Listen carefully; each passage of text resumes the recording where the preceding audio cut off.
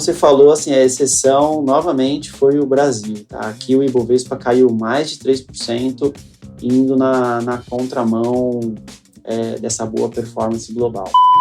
Legal. O Precision Advanced, ele é um fundo aqui da nossa mesa de crédito estruturado.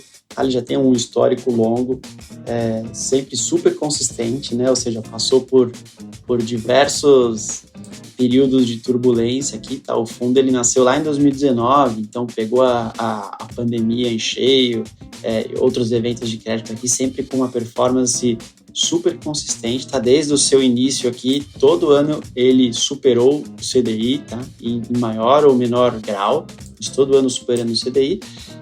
E a gente destaca ele também aqui no mês de maio, né? No mês de maio, ele teve uma performance aqui de 118% do CDI.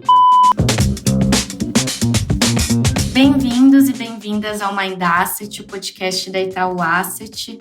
Eu sou a Clara, da equipe de comunicação, e esse é mais um episódio do nosso quadro Mercados e Fundos em Foco, onde a ideia é dar um panorama geral dos principais temas que vêm movimentando o mercado e, na sequência, trazer mais detalhes sobre a performance, posicionamento e perspectivas de um dos nossos fundos em destaque.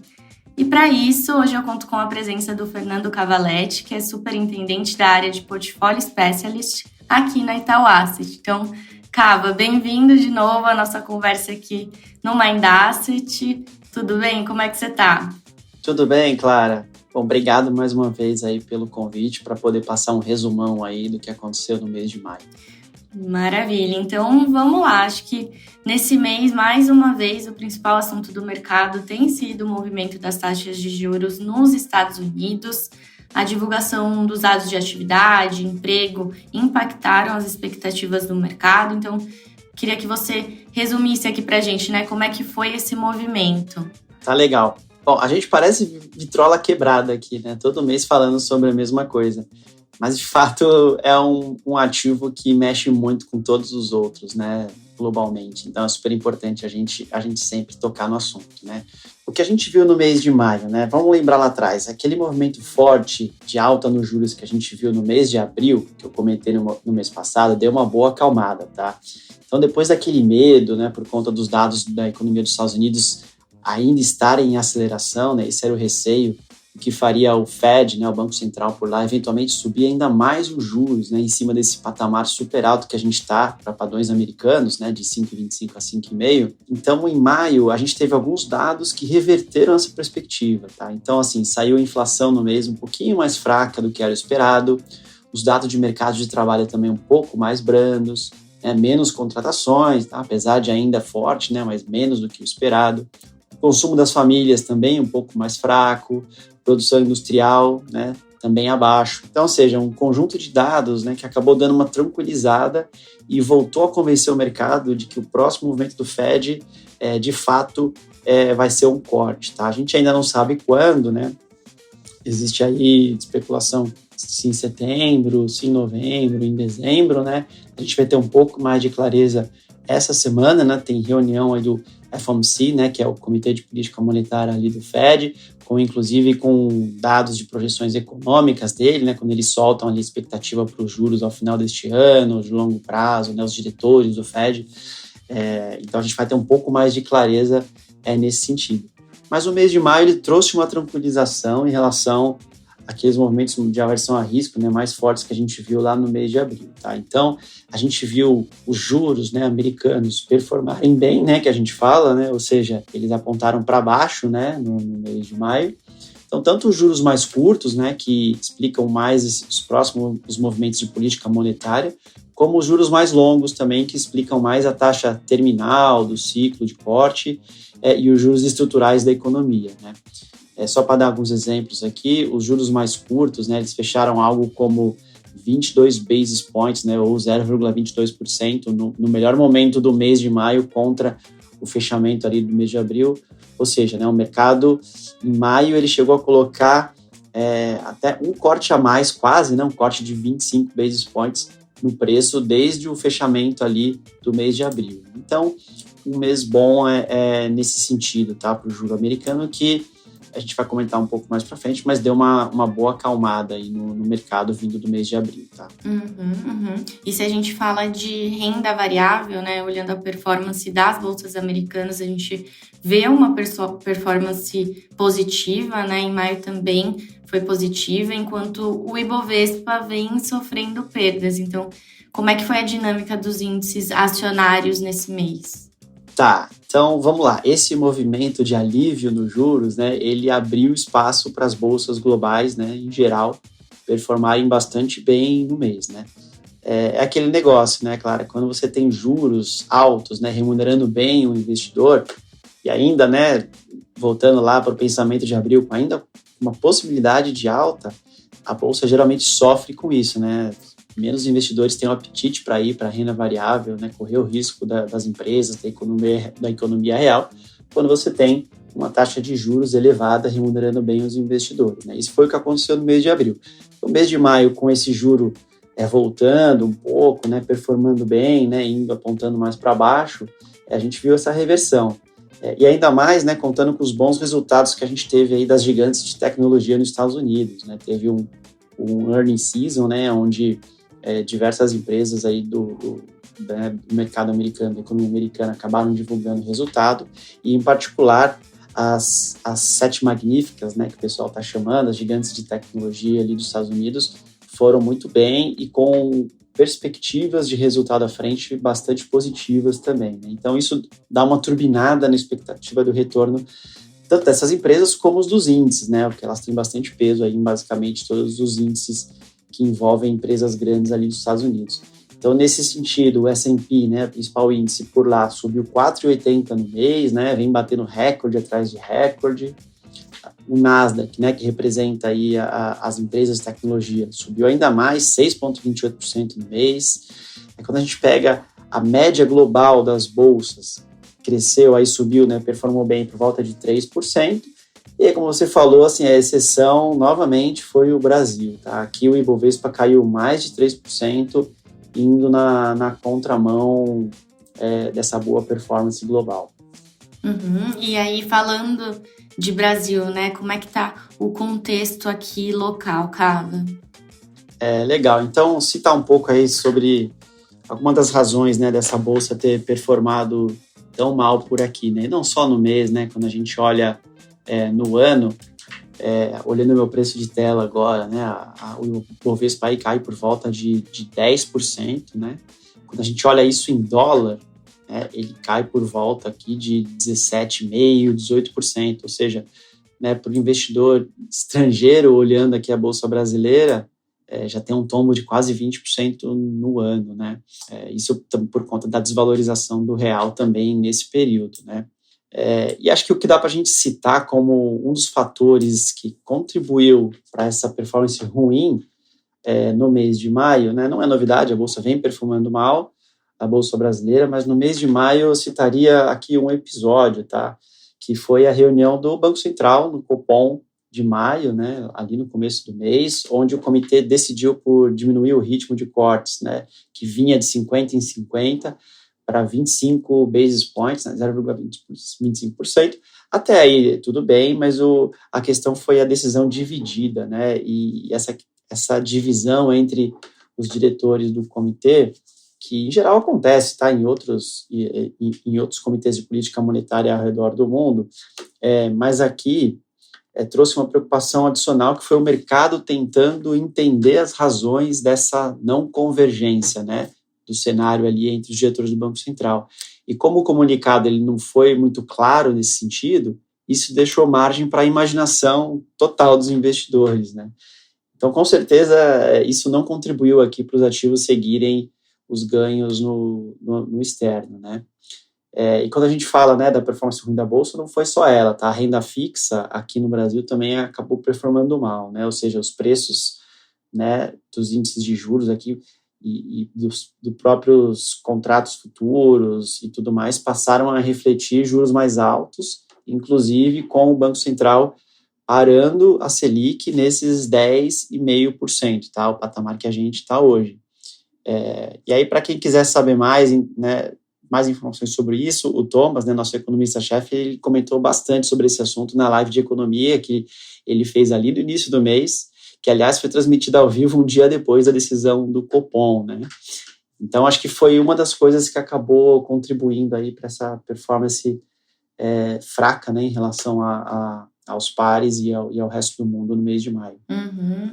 Não, com certeza. E aí, já aproveitando, nessa semana também a gente vai ter a live mensal com o Thomas, então, para todo mundo que está nos acompanhando, fiquem de olho aqui, que a gente vai liberar também essa conversa pelo Mind Asset. E agora, Cava, né, dando todo esse contexto, realmente o mercado local tem sido desafiador, mas eu queria partir para a segunda parte da nossa conversa e falar de um mercado um pouquinho também diferente que tem se destacado em termos de performance aqui, né, que é o caso do mercado de crédito. Então, nossos fundos de crédito que vêm performando bem. Como é que tem sido o contexto desse mercado e como que eles têm conseguido navegar para entregar performance para os investidores? Perfeito, Clara. Quando a gente isola aqui o mercado de crédito, né, do restante, a gente vê, de fato, um ano bastante especial, tá? Em particular, para gestores, né, com expertise, que sabem selecionar bem as teses de investimento, montar carteiras diversificadas, né, e seguras, com retornos atrativos ainda assim, né, aproveitando desse juro mais alto, né, que a gente, né, muito provavelmente ainda vai conviver por algum tempo aqui no Brasil. Então, depois de um ano passado bastante conturbado, né, com casos de fraude, todo mundo, né, por dentro aí do que aconteceu, algumas empresas com dificuldade e tudo mais, isso, na verdade, lá atrás a gente falava isso, que criava oportunidades, né, para os bons gestores encarteirarem ativos baratos, né, com precificação vantajosa e colheriam frutos, né, nos meses e até anos subsequentes, dependendo do vencimento dos títulos que você encarteirava. E é justamente isso que aconteceu, né? Esse ano tem sido especial, muito em função disso, né? Então, só para o pessoal entender como é que vem a remuneração, né, de um fundo de crédito com um benchmark no CDI, por exemplo, né? Ele vem de algumas maneiras, tá, que se somam aí. Primeiro, ele vem dos próprios yields, né, da carteira de crédito, junto com a concentração desses papéis de crédito que você trabalha na carteira, né? Então, o que é esse yield de crédito, né, que a gente fala?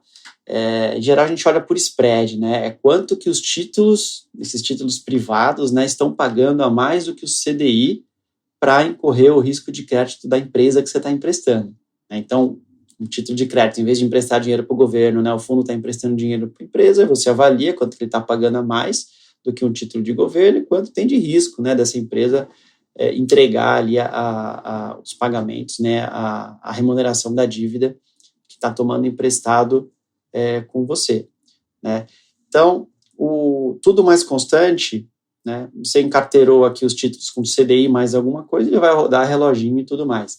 Só que os fundos de crédito, mesmo os né, em CDI, com benchmark CDI, eles também têm o efeito da marcação a mercado, né, desses títulos privados, né, o que a gente chama aqui do MTM, né, que é, na verdade, similar com outros ativos. Então, quando esses spreads de crédito caem, você tem uma marcação positiva, né, um MTM positivo nos títulos de crédito e, por consequência, nas cotas dos fundos. Então, a grande oportunidade que a gente fala do ano passado eram empresas que continuavam, né, apesar do momento mais conturbado do ambiente de crédito no ano passado, pelos eventos e tudo mais, mas empresas que continuavam super sólidas, né, gerando caixa, sem comprometer, né, resultado, pagando as despesas financeiras sem comprometer resultado, ou seja, a empresa seguia com a mesma solidez, só que o spread de crédito muito alto, né,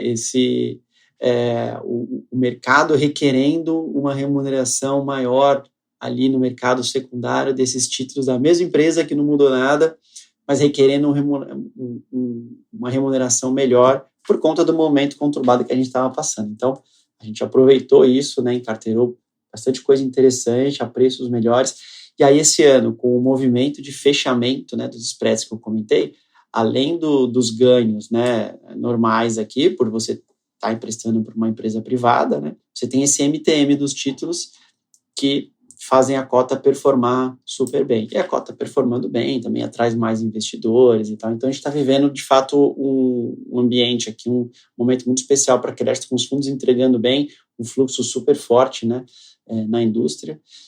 E aí, só para dar um exemplo desse spread, né, ali no auge, né, quando a gente pega, em geral, aqui uma carteira diversificada de créditos, a gente vê que os spreads saíram lá atrás, né, de um pico lá de 3%, ou seja, CDI mais 3%, pagando 3% a mais do que o CDI lá atrás, para algo como 2,30 mais ou menos na virada do ano passado para cá, e agora perto de 2%. Tá? Então, assim, um pedaço dessa remuneração, né, dos fundos de crédito, desses títulos privados, vem dessa marcação ao mercado pelo fechamento dos spreads. Não, com certeza.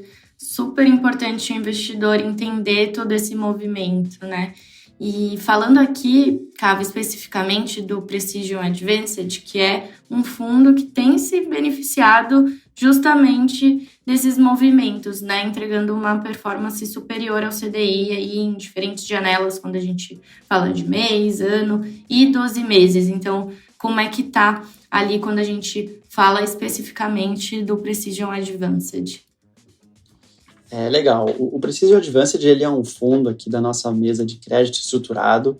Ele já tem um histórico longo, sempre super consistente, né? Ou seja, passou por diversos períodos de turbulência aqui, tá? O fundo, ele nasceu lá em 2019, então pegou a pandemia em cheio, outros eventos de crédito aqui, sempre com uma performance super consistente, tá? Desde o seu início aqui, todo ano ele superou o CDI, tá? Em maior ou menor grau, mas todo ano superando o CDI. E a gente destaca ele também aqui no mês de maio, né? No mês de maio, ele teve uma performance aqui de 118% do CDI. No ano, né, de 2024, ele está aí por volta de 131%, tá, do CDI, com cota fechamento aqui do mês de maio. Em 12 meses, ele está com 129% do CDI, ou seja, fundo bem comportado, né, em patamares elevados aqui de rentabilidade. E um dos segredos aqui, do tempero aqui do fundo, é porque ele aloca um pedaço da carteira, tá, hoje aí está por volta, tá, de algo como quase 30%, em crédito estruturado, né, através aqui de alocação em FDICs, né? Então, ele traz uma remuneração diferenciada, tá, para o fundo, e aí entra a expertise da gestão, em analisar esses créditos, né, não triviais aqui, diferenciados, mas lendo aqui os contratos de garantia, procurando sempre, né, oportunidades com excelentes garantias para garantir um retorno diferenciado sem incrementar, né, o risco aqui na mesma proporção na carteira, tá? Então, isso é um dos grandes diferenciais da nossa mesa, saber lidar com esse tipo de estrutura, né, que é possível a gente fazer alocações em ativos diferenciados, com expertise para poder garantir que isso consiga transcorrer aí, né, sem sustos aqui para o investidor. E ele tem feito isso, né, assim, passamos aí por pandemia, eventos de crédito do ano passado, e o fundo sempre com uma consistência muito grande em termos de performance, tá? Então, por isso eu destaco ele esse mês aqui dentre os fundos da nossa prateleira.